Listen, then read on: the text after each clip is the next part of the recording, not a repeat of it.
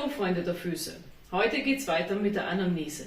In den anderen Videos habt ihr schon gelernt, was die Anamnese ist, wozu wir sie brauchen, was man mit dem Patienten besprechen sollte, was man aufschreiben soll, welche Fragen man stellen soll, was der Anamnesebogen ist. Und heute geht es weiter mit der Befundung für den Anamnesebogen. Denn alles, was im Anamnesebogen aufgeschrieben wird, müssen wir irgendwo herkriegen. Und da kommen wir jetzt zur Befundung. Damit wir die Anamnesebefundung machen können, müssen wir uns zuerst einmal angucken, welche Möglichkeiten haben wir, um etwas am Patienten befunden zu können. Also zu eruieren, was der Patient da hat, was ich da sehen kann. Und hier sind wir auch schon beim Stichwort sehen. Der erste Blick, den wir haben, wandert ja natürlich zu den Füßen. Das Ganze nennt sich Sichtbefundung. Das nächste, wie man einen Patienten befunden kann, oder eine Möglichkeit, ist die Palpation, das Abtasten des Fußes. Danach gibt es noch die Untersuchungsmethoden, die kommen in extra Videos. Da haben wir unsere Stimmgabel, unser Tippterm, unser Monofilament und wir haben auch noch den Reflexhammer, falls man ihn benutzen möchte. Das ist jetzt nicht zwingend erforderlich. Und dann haben wir noch die Beweglichkeitsprüfung. All das Ganze brauchen wir, damit wir den Anamnesebogen ausreichend ausfüllen können und den Iststand des Patienten erheben. Später müssen wir ja auch einen Therapieplan und ein Therapieziel festlegen. Und damit ich das machen kann, muss ich natürlich die Anamnese und die Befundung genau machen. Denn am Ende der Therapie muss man nochmal eine Befundung machen und das dann mit der Erstbefundung vergleichen. Ist das Ganze besser geworden, ist es schlechter geworden? Wir beginnen jetzt einmal mit der Sichtbefundung. Was sieht man denn alles bei der Sichtbefundung? Können Sie auch mal im Kopf mal überlegen, wenn ihr so einen Fuß anguckt, was sieht man denn da alles? Die alten Hasen werden jetzt so sagen, alles sieht man. Ja, das ist auch richtig, aber die von euch, die was jetzt gerade im Beruf starten, die werden jetzt nicht so viel erkennen können wie ein alter Hase, der schon lange im Beruf ist. Also bei der Sichtbefundung beginnen einmal strukturiert mit der Haut. Was sehe ich bei der Haut? Ich sehe, ob die Haut blass ist, ob sie verfärbt ist, ob sie bläulich ist, ob sie bräunlich ist. All das muss man aufschreiben. Sollte jetzt die Haut irgendwelche Flecken haben, so Pigmentstörungen, sei es jetzt Altersflecken oder die Flecken, die was von Wunden retour bleiben. Auch das müsst ihr aufschreiben und am besten bei solchen Flecken, die was von Wunden retour bleiben, aufschreiben, wo sie sind. Denn der Patient kann sich ja öfter mal stoßen und es kann passieren, dass solche Flecken dazukommen mit der Zeit. Dass die Flecken wieder weggehen, ist eher selten. Sie verblassen zwar mit der Zeit über die Jahre, aber meistens kommen mehr Flecken hinzu, als was weggehen. Das nächste haben wir die Hautstruktur. Wie sieht die Struktur der Haut aus? Ist es eine Pergamenthaut? Haben wir eine Lichenifikation? Haben wir eine Lederhaut, also eine sehr dicke Haut? Haben wir eine Haut, die sehr empfindlich ist? Haben wir eine behaarte Haut? Haben wir eine Haut, die gar keine Haare hat? Auch auf solche Feinheiten müsst ihr aufpassen. Warum, kommen wir später noch dazu, bei den pathologischen Sachen, bei den Erkrankungen. Das nächste, was wir an der Haut erkennen können, sind Hautveränderungen. Jetzt mal im Groben, und zwar gibt es da die Effloreszenzen, die primären und die sekundären. Dazu gibt es noch mal ein extra Video, was die Effloreszenzen sind. Wir gehen sie jetzt nur mal ganz grob durch, und zwar sind das Narben, Schuppen, Rötungen, was haben wir noch? Flechten, Wunden, Ulzera, das haben wir noch dabei. Dann gibt es bei den Hautveränderungen noch die Mazeration, meistens bei den Schweißfüßen, also das Erweichen der Haut. Dann Keratoma sulcatum kann ich erkennen, das ist eine Hautveränderung durch den Schweiß, durch das Bakterium. Dann gibt es noch Ulzera und Wunden. Die sind bitte extra oder gesondert aufzuführen, falls es frische Wunden sind oder Wunden sind, die was eben die Kruste oben haben. Schreibt es bitte auf und am besten macht ihr euch auch ein Bild davon. Es ist eigentlich auch, was ich jedem von euch ans Herz lege, wenn ihr einem Patienten die Erstbefundung macht, macht euch Fotos von den Beinen. jetzt nicht nur von vorn drauf gucken, sondern einen von links, einen von vorne und ein Foto von rechts, vom Bein. Vom Fuß selber macht man am besten ein Foto, wenn man so drauf guckt, also von hier, von der Oberseite, wo man den Riss zieht, und ein Foto von der Fußsohle. Sollte jetzt der Patient hierum um die Ferse nochmal irgendeine Besonderheit haben, dass er hier zum Beispiel eine Hakelundferse hat oder er hat pizogene Knötchen drinnen oder sonstiges, dann muss man halt den Patienten bitten, dass er den Fuß ein bisschen hebt, dass man die Ferse nochmal extra fotografieren kann. Das Ganze hat den Vorteil, dass man dann später im Verlauf, im Behandlungsverlauf nachgucken kann, hat der Patient das schon, als er hierher gekommen ist, oder ist es später erst aufgetreten? So, unsere nächsten Veränderungen, was wir natürlich haben, Hyperkeratose, Ragaden, dann haben wir noch unsere Klavi, unsere Hühneraugen, wir haben noch unsere Warzen, Verruca, die müssen wir, gibt es auch nochmal gesonderte Videos dafür, die müssen wir ebenfalls lokalisiert aufschreiben. Ob man das jetzt in Latein aufschreibt, wo das jetzt genau sitzt, oder in Deutsch, da müsst ihr euch in der Praxis einig werden.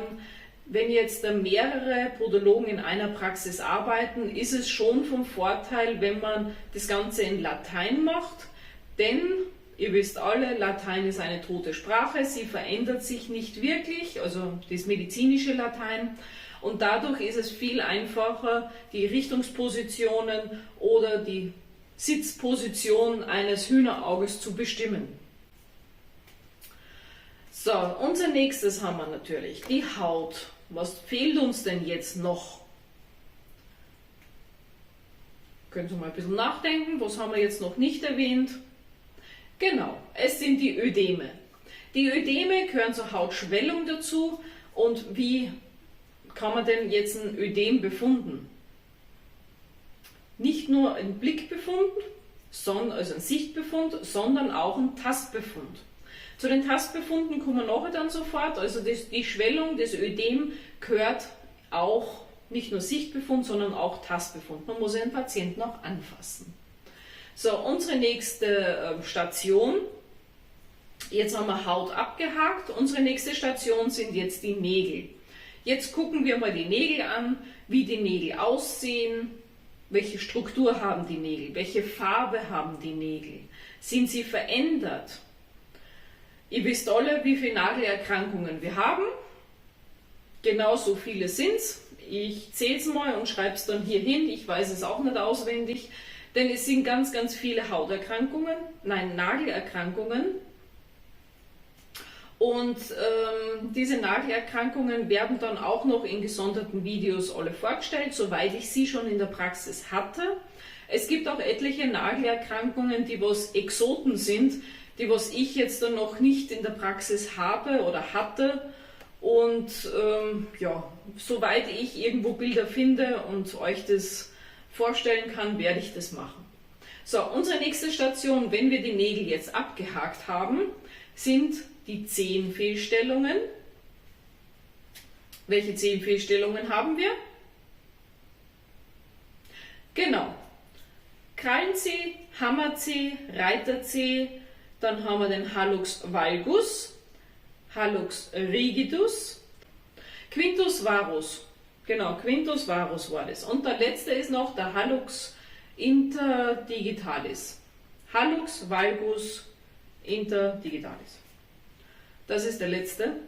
Habe ich einen vergessen? Schreibt mir das unten in die Kommentare rein. So, diese Zehenfehlstellung ist natürlich aufzuführen, an welchem Zeh sie ist. Zum Beispiel, wir haben einen Krallenzeh am dritten Zeh. Also 1, 2, 3, Krallenzeh, römisch 3 oder nur 3 oder dick 3. Dick ist die Abkürzung für Digitive, Zehen. So, unsere nächste Station, nachdem wir die Zehenfehlstellung abgehakt haben, ist die Fußfehlstellung. Wir haben ja unsere Fußfehlstellungen, ihr kennt sie alle. Jetzt mal aufzählen. Wunderbar, ich kriege es auch nicht alle zusammen. Senkfuß, Spreizfuß. Spitzfuß, Hakenfuß, Klumpfuß, Plattfuß. Was haben wir dann noch? Den Knickfuß nach außen haben wir, den Knickfuß nach innen. Ich habe bestimmt wieder irgendeinen vergessen. Schreibt mir das in die Kommentare rein. Es müssten eigentlich so, glaube ich, alle sein. Auch für die Fußfehlstellungen gibt es wieder ein extra Videos, denn Fußfehlstellungen, die sind jetzt nicht schnell mal erklärt hier in die 10 Minuten. Deswegen gibt es für jede Fußfehlstellung ein neues Video. Gut, wir haben das Ganze jetzt angeguckt und haben gesehen, der Patient hat ganz viel. Das haben wir jetzt im Anamnesebogen an der Spalte, in der Zeile eingetragen, was der Patient hat. Somit ist unser Anamnesebogen fast schon fertig gefüllt. Die nächste Befundungsart, die wir haben, ist der Tastbefund. Das heißt, wir haben Handschuhe an und wir berühren den Patienten. Was kann man denn da feststellen, wenn man den Patienten berührt? Genau, die Wärme. Ist ein Bein genauso warm wie das andere Bein? Ihr müsst solche Sachen immer beinvergleichend machen. Auch bei der Schwellung, bei den Ödemen, immer beinvergleichend machen. Ist das linke Bein genauso dick wie das rechte Bein? Haben wir das linke Bein genauso warm wie das rechte Bein? Ist das linke Bein genauso rot oder blass oder blau wie das linke Bein, das rechte? Also ihr wisst, was ich meine. Immer die Beine miteinander vergleichen und manchmal hilft es auch, wenn man die Beine direkt nebeneinander sich hinlegt. Viele Patienten auf den Stühlen haben das so eine V-Haltung mit den Beinen. Da kann man die Füße mal zusammenführen und sich die mal nebenbei hinlegen und dann sieht man die Unterschiede von Farbe viel besser. Gut, wir sind jetzt bei dem Tastbefund, der Palpation. Palpieren tun wir die Fußpulse, habe ich euch hier schön aufgeführt, wo der Fußpuls ist und wie er heißt. Guckt's nach, ihr wisst es, wie der heißt. 2 Fußpulse haben wir, die werden getastet.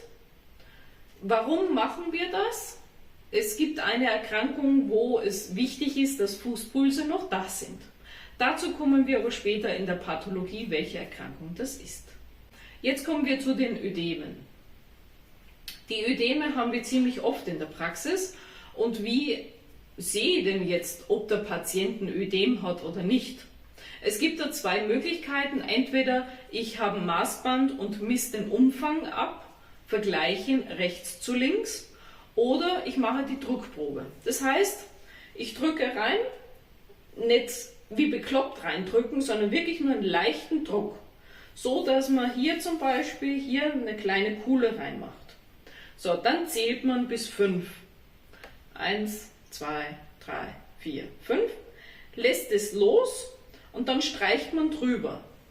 Merkt man, wenn man drüber streicht, dass eine Kuhle bleibt, dann ist die Wahrscheinlichkeit sehr groß, dass ein Ödem drunter ist. Ist aber das Gewebe, so wie es bei meinem Unterarm jetzt ist, gleich wieder zurück in die Ausgangsposition, dann ist es kein Ödem. Dann ist die Haut hier normal. So kann man das am leichtesten erkennen, ob man ein Ödem hat. Wenn ihr bei einem Patienten feststellt, er hat Ödeme und er weiß es noch nicht, dass er welche hat, schickt ihn bitte zum Arzt zur Abklärung. Denn ein Ödem kann vielerlei Ursachen haben. Zu den Ödemen kommen wir dann in einem anderen Video, welche Ursachen das Ganze ist. Ich weiß, aus diesem Video kommen wieder viele andere Videos raus. Aber das ist halt nun mal so. Gut, wir haben dann unsere 2 Befundungsarten fertig. Was ich vergessen habe, ist auch noch der Geruch. Spielt jetzt in der normalen Podologie eher wenig die Rolle, es sei denn, wir haben Schweißfuß oder Bromhidrosisfüße, dann spielt es sehr wohl eine Rolle. Eher in der Wundbehandlung ist der Geruch viel wichtiger. Denn manche Bakterien machen spezielle Gerüche und wenn man diese riecht, dann weiß man schon, du hast einen Pseudomonas drinnen, du hast das drinnen, du hast das drinnen. Es gibt Leute, die eine so empfindliche Nase haben, die die einzelnen Bakterienarten riechen können. Faszinierend das Ganze. Für uns in der Podologie ist das Riechen, ja wie gesagt, beim Schweißfuß und vielleicht auch noch beim Nagelpilz. Ich persönlich muss jetzt sagen, ich sehe Nagelpilz sowieso schon und wenn ich ihn dann riechen tue, dann habe ich meistens schon aufgeschliffen. Wenn ich da so ein Nagelpilznest drinnen habe, dann schleift es aus, dann kommt dann das Pilzaroma schön in die Nase. Gut, unsere nächsten Befundungsarten, was wir haben, also sind Untersuchungsmethoden, und zwar Stimmgabel, Monofilament, Tippterm und Reflexhammer und die Mobilitätsprüfung. Das gibt es in einem nächsten Video gesondert. Ich hoffe, das Video hat euch gefallen. Wünsche euch noch einen schönen Tag. Ach so, lasst mal ein Abo hier. Daumen hoch, wenn euch das Video gefallen hat. Und ein Kommentar, würde mich freuen, wenn ihr einen Kommentar hier lasst, wenn euch irgendetwas unklar ist für den Ganzen. Und jetzt ganz zum Schluss gibt es für euch noch eine kleine Lernaufgabe, und zwar habe ich jetzt gleich ein Foto für euch und dieses Foto könnt ihr mal befunden.